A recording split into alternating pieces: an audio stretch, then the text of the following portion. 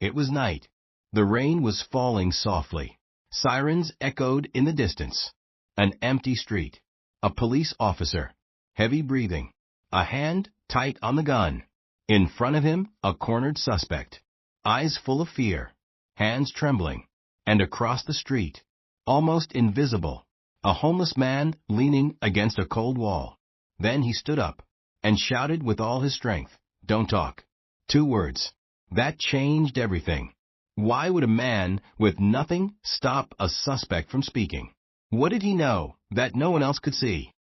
The officer raised his hand, a gesture sharp enough to slice through the heavy night air. His fingers twitched close to his holster, the leather creaking as the rain slid over his uniform. He pointed at the homeless man, his voice low but carried by authority, the kind of tone that left no room for argument. "One more word," he warned, his jaw tightening, "and you're under arrest for obstruction." The silence that followed was suffocating. The suspect, a boy no older than 19, froze in place. His chest rose and fell in shallow breaths, each one fogging up in the cold air. He glanced nervously between the officer and the ragged figure standing only a few feet away. His lips trembled, as if words were fighting to escape, but fear nailed them shut. The homeless man, drenched in rain, didn't flinch. He didn't cower. His back straightened, and though his clothes hung like rags, there was something in his posture, an authority long buried but not forgotten. His eyes, weary and red from years of sleepless nights, locked onto the officer's with a fire that hadn't died. "I used to wear that badge, officer," he said, his voice steady despite the roughness. Every syllable echoed with pain, regret, and experience. "I watched an innocent man condemn himself just by trying to explain. Don't let it happen again." The officer's breath hitched. The rain intensified, pattering against the brim of his cap, sliding down his temples. He wanted to dismiss the words, to silence the voice of this stranger, but something in the tone struck deep. It wasn't the plea of a desperate vagrant. It was the confession of a man who had lived through nightmares. Again, the word rolled in the officer's mind like thunder across the horizon. That single word pulled him back into the past. A dark alley years ago. A shaky flashlight beam. A boy, too young, too scared, raising his hands, babbling nonsense to prove his innocence. And then the slip of a finger. The sound of the gunshot. The scream that followed. The silence after the shot too soon got a body on the ground. Blood spreading over cracked pavement like spilled ink. The officer's hand tightened around his weapon, his knuckles white. He blinked hard, forcing himself to focus on the present, but the memory refused to let go. The suspect before him now wasn't that boy, but the fear in his eyes, the way his mouth twitched as if about to say something that could seal his fate. It was all too familiar, but he swallowed, the weight of his past mistake pressing down like iron chains. The homeless man, Daniel, took a step forward, his boots squelched in the puddles, his soaked jacket sticking to his frame. "You think you're in control here," he said, quieter now, but more dangerous for it. "But control is fragile. One wrong word from him, one wrong reaction from you, and the night is ruined forever." The officer hesitated. His instinct screamed to shut the man down, to regain authority. But his conscience whispered otherwise. The young suspect looked between them, tears beginning to streak down his already wet face. His hands trembled as he held them up, as if surrendering to shadows he didn't understand. Daniel's eyes softened for a moment as he looked at the boy. "You're scared," he murmured. "I know. But silence is your shield tonight. Trust it." The officer felt his throat tighten. He didn't want to admit it, but the homeless man's words resonated. They carried the weight of lived truth. This wasn't random interference.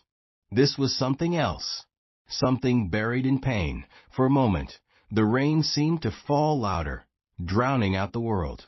The boy's sobs blended with the steady hum of sirens far in the distance. The streetlights flickered, their glow distorted by sheets of water. He never forgot his own mistake. And now he stood on the edge of repeating it. If the boy wasn't guilty, then who was? What secret lingered in the shadows of this night? No one knew his name out here. On the street he was a shape in a doorway, a coat that never dried. But once, long before the rain found a home in his bones, people called him Officer Daniel Kudo. He woke before dawn, pressed creases into a uniform, memorized plate numbers as if they were prayers. Back then his hands were steady. Back then he believed that rules were sturdy enough to hold the weight of a city. The belief cracked on a Tuesday that he remembers the smell first, old oil and damp cardboard. An alley where the trash never left. A report of a break-in, a blur on the camera feed, a kid running, because running is what kids do when blue lights arrive. Daniel shouted the words he had practiced 100 times. The kid turned, hands up, mouth spilling explanations faster than breath. I didn't listen, I was just... The flashlight shook. The night squeezed itself tight. Somewhere behind Daniel, a bottle burst. It sounded like a step. His finger answered a fear that wasn't there. The shot was small, almost shy. The silence that followed was not. There were hearings, of course. Forms and statements and phrases like reasonable perception of threat. Daniel said them all, because that's what the job taught him to say. But the mother's eyes at the back of the room didn't speak that language. Neither did the headlines. The department moved him to a desk, then to nowhere. They called it administrative separation.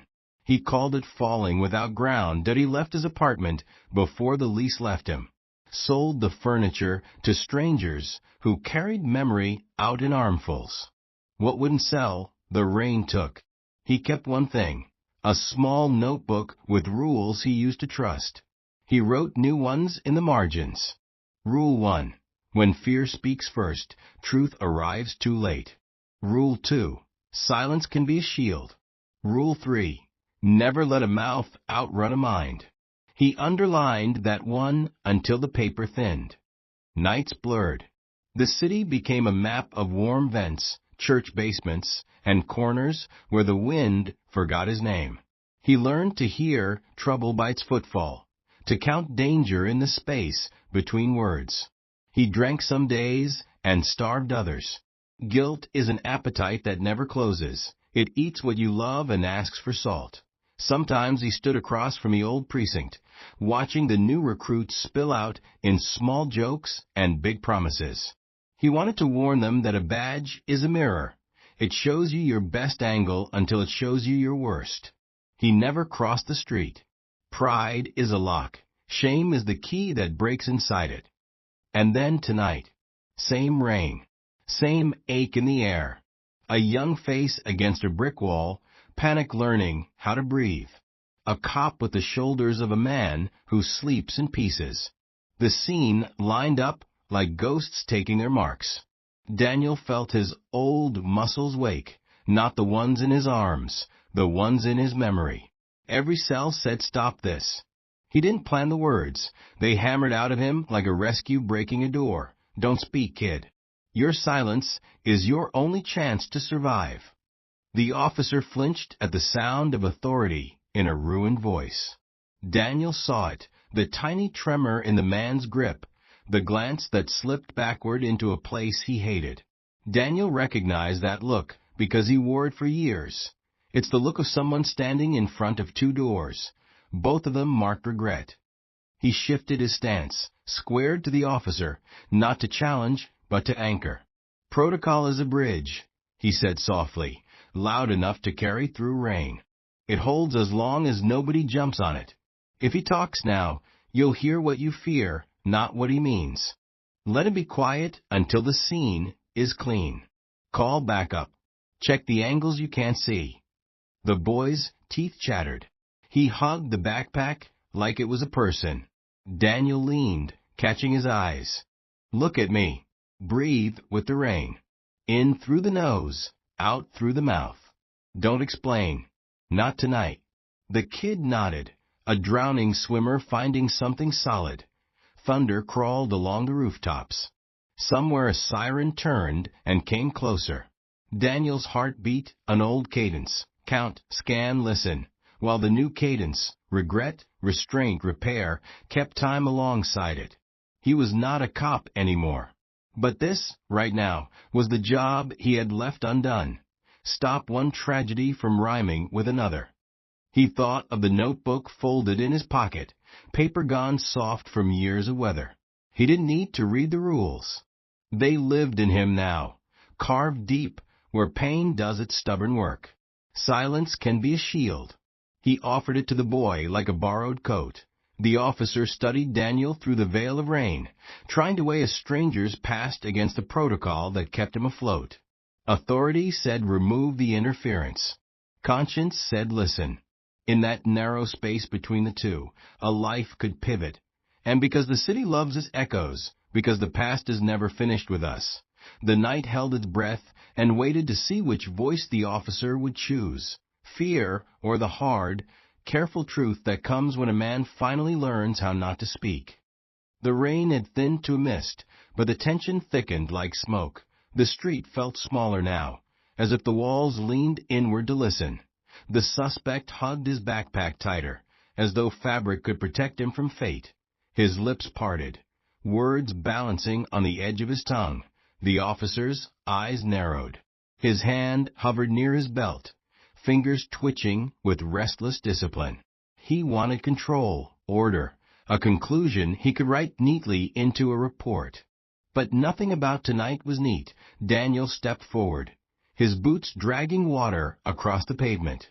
His voice cracked through the air, low and urgent. Officer, don't you see? Your protocol is wrong.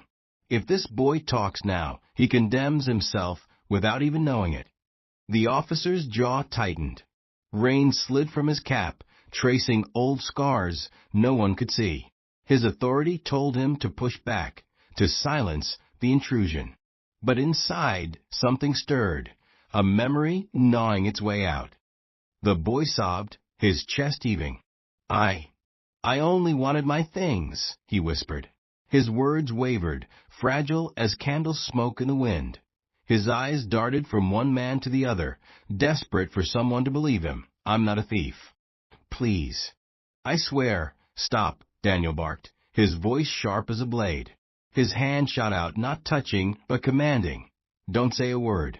Not one. They'll use it against you, twist it, bury you with it. The boy froze. The fear in his eyes shifted into confusion, then into a flicker of trust. For the first time tonight, he stayed silent. The officer's teeth ground together. He hated the intrusion, hated the way his control slipped with every syllable from Daniel's mouth. And yet he couldn't ignore it. His pulse quickened, not from anger, but from the truth clawing at his chest. Unsure, he asked, "And why should I trust you? A homeless man who appears out of nowhere, interfering in an investigation? Who are you really?" Daniel's shoulders slumped, but his voice held steel. I'm a man who's already buried his mistake. I won't bury another. You think I'm nothing? Fine. I've lost everything, my badge, my home, my name. But I didn't lose my memory. I didn't lose the faces. I still hear the shot in my sleep. You don't want that sound chasing you, officer. Believe me. Silence. Not the comfortable kind, the kind that squeezes lungs, that makes the rain seem louder than thunder. The officer shifted, his authority cracking under the weight of something older than protocol, his own conscience. His eyes locked on the boy, and for a second, he didn't see a suspect. He saw a memory, a young face. A last breath. Daniel stepped closer, his voice softening. You don't have to trust me. Just trust silence. It's safer than words, safer than bullets. The boy lowered his gaze, shoulders trembling. His silence now felt deliberate, chosen. It was not surrender, it was survival. The officer exhaled, the sound rough, almost broken. He hated this feeling, being caught between the book he swore to uphold and the truth standing ragged in front of him. The rain ran down his cheek, but beneath it a tear threatened. He clenched his fists, steadying himself. The street had gone still. Even the sirens in the distance seemed to pause, waiting for his choice. For the first time in years, he hesitated, not because of fear, but because of hope that maybe, just maybe, silence could rewrite the ending he once destroyed. But if the boy wasn't guilty, then someone else was, someone hiding in the folds of this rainy night. And the question that pressed hardest of all was the one none of them dared to say out loud. Who was the real enemy waiting in the dark? The officer's pulse pounded louder than the rain. His instincts screamed to act, but not against the trembling boy who clutched his backpack like it was life itself. Something else stirred in the night, something that didn't belong. With a slow breath, he crouched and pulled open the soaked backpack. Water dripped from the zipper. Inside, a notebook, its pages swollen with rain, and a small harmonica, dull silver catching the flicker of a streetlight, then a weapon, then no stolen goods. Just music and memories. The officer froze. He had expected contraband, evidence, something to justify the fear coiled in his chest. Instead, he found a child's treasure, innocent and fragile, that Daniel's cracked voice whispered from behind. The words carried more by certainty than volume. I knew it, the danger wasn't him. The officer looked back at Daniel, and in that instant, a shadow slipped through the far end of the street. Quick, deliberate, almost invisible. A shape trying too hard not to be seen. The boy gasped. There, he started, but Daniel raised his hand again. Quiet. Let silence guide us. The officer's eyes darted toward the movement. His hand went for the radio. Static hissed through the wet air. Unit in need of backup. Possible second suspect. Moving into the alley. The city seemed to hold its breath. Even the rain felt thinner, as though the storm itself leaned closer. The officer advanced, boots splashing through puddles. His flashlight cut through the dark, carving out fragments of brick and shadow.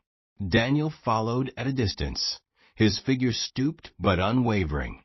The boy stayed behind, frozen between fear and relief. Inside the alley, the air was heavier, trapped between dripping walls. A figure emerged from the darkness. Clean clothes, pressed too neatly for this hour. Shoes caked in fresh mud. Keys dangling from a belt that jingled louder than the rain. That IT was the store manager. The officer's beam found his face.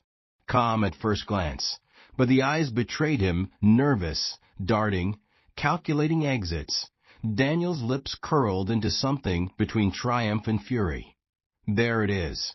The missing piece. He stepped forward, pointing with an accusatory finger. Merchandise keeps vanishing from the warehouse. And who has the only keys? The manager shifted, the charm peeling off his smile. This is absurd, he snapped. His tone tried to sound offended, but the crack in his voice betrayed him. You're really going to take the word of a homeless man over mine? The officer's grip on the flashlight tightened. He studied the man, the spotless shirt despite the rain, the mud too fresh to match his alibi, the jitter in his hands as if they longed to conceal something. Daniel took another step closer, eyes burning like coals in the dark. You move like a man who's hiding. You smell of money and fear. The boy was never the threat. The threat was standing behind the counter all along. The manager's face hardened. He sneered, but his composure was slipping with every passing second. You think you've figured it out? He's just a vagrant, broken, delusional. And you're letting him poison your judgment. The officer didn't answer. His silence was heavier than any accusation. The pieces were falling into place, slow but undeniable behind him. Daniel's voice dropped lower, almost a growl. Believe me, officer. I know the look of guilt. I've seen it in the mirror for years. And I'm staring at it right now. The rain thickened again, pouring into the alley like judgment itself. The officer's chest tightened. He had reached the edge of choice point. One path led to repeating his mistake. The other led to facing the truth, no matter how bitter. And for the first time tonight, he understood. Silence hadn't just protected the boy. It had revealed the real enemy lurking in the dark. Blue and red bled across the wet brick as the first patrol car slid to a stop. Doors thumped. Radios crackled. The alley, once a throat of darkness, filled with footsteps and breath. The manager flinched at the sudden light. The keys on his belt chimed a nervous rhythm. "Officer," he said, voice climbing a shaky ladder. "This is a mistake. I was checking the alarm. Ask anyone. I'm the one who called it in." "You didn't," the officer replied. "Steady now." "We did." Another beam of light found the cut cable near the loading door. A third found boot prints pressed into fresh mud, the same tread that smeared the concrete by the trash bins. That a fourth light froze on a stack of boxes with labels peeled clean, the edges still damp where a knife had kissed them. "Hands where I can see them," the officer said. The manager tried a smile that didn't know how to live on his face. "Let's be reasonable," he murmured, inching toward the shadow. "You don't want to do something rash." Daniel moved first. Not fast, not flashy, just precise. He stepped into the manager's path and anchored himself like a door that had decided to become a wall. "Rash got us here," he said. "We're done with Rash." The manager lunged anyway. His shoulder clipped Daniel. Metal sang as keys scraped brick. The officer surged, a clean tackle this time, no fear in the grip, only purpose. That IT wasn't the kind of struggle that makes headlines. It was the kind that end them. Cuffs clicked. The sound was small, but it carried. The manager panted, defiance leaking away. "You don't understand," he spat, turning his face from the light. "I'm not the only one." "I know," the officer said. "But tonight, you're the one here." He read the rights, word by word. Calm, controlled, no tremor, no rush to finish. When he was done, the alley felt wider, as if the city had exhaled. Daniel stepped back, chest heaving in a quiet rhythm. The rain softened, drawing a thin veil over everything shiny and raw. An older sergeant arrived, boots ringing authority in each step. He looked from the officer to Daniel, then to the boy standing at the mouth of the alley clutching his backpack like a life raft. "What have we got?" the sergeant asked. "Internal theft," the officer said. "Alarm tampered. Access logs to verify. Suspect detained. The kid," he glanced toward the boy, "is not our problem tonight." The sergeant's eyes flicked to Daniel. "And him." The officer didn't hesitate. "Witness. And the reason no one got hurt." The sergeant grunted, the closest thing to approval men like him gave in the rain. He started assigning tasks. Photographs. Prints. Inventory. The scene folded into order. The boy edged closer, eyes searching the officer's face for a verdict he could live with. "Am I okay?" he asked, voice raw.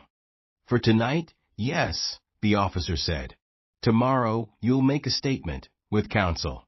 Not a word until then." He slipped the soaked notebook from the backpack, thumbed the swollen pages, and handed it back. "Keep writing. It's good armor." The boy hugged it to his chest. His mouth trembled, but no words came. Instead he lifted the harmonica, uncertain, and offered it to Daniel. "For you," he whispered. Because you saved me." Daniel shook his head. "That sound belongs to you. Some nights you'll need it more than sleep." The officer turned to Daniel. For the first time, he let gratitude show, without apology. "You kept me from repeating it," he said. "The thing I swore I'd never do again." Daniel studied the man's face, the rain-shined worry, the tired resolve, and nodded. "You kept yourself. I just held the mirror." For a moment, they stood with the distance between them filled by everything they didn't have to say. The shot that didn't happen, the life that didn't end, the headline the city wouldn't need to read. The sergeant called to the officer, asking for signatures, times, a clean chain for the evidence. The work of truth is paperwork, and tonight there would be plenty. The officer hesitated, then looked back at Daniel. "You should come by the precinct," he said. "Talk to the rookies. Tell them about the bridge between procedure and panic." Daniel almost laughed, a sound that had to relearn its shape. "Maybe," he said, "when the rain forgets my name." He started to go, a figure stitching himself into the seam where wall becomes night. The boy put the harmonica to his mouth and blew a single, careful note. It wavered, then found itself, thin and honest and brave. It moved through the alley like a thread of smoke, winding around steel and breath and memory. The officer closed his eyes for half a second. He wasn't praying. He was promising that no more rushed endings. No more fear-first conclusions. Not while he had a choice.